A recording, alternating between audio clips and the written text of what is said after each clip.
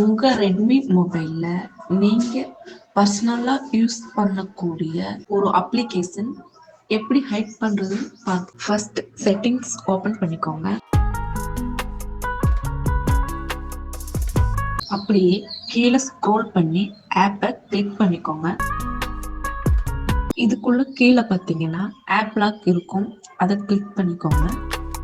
Pattern lock or finger print கேட்கும், அதை கொடுத்து உள்ள போய்க்கோங்க. இதுக்குள்ள எந்த அப்ளிகேஷனை நீங்க லாக் பண்ணணுமோ அதை செலக்ட் பண்ணி எனேபிள் பண்ணிக்கோங்க.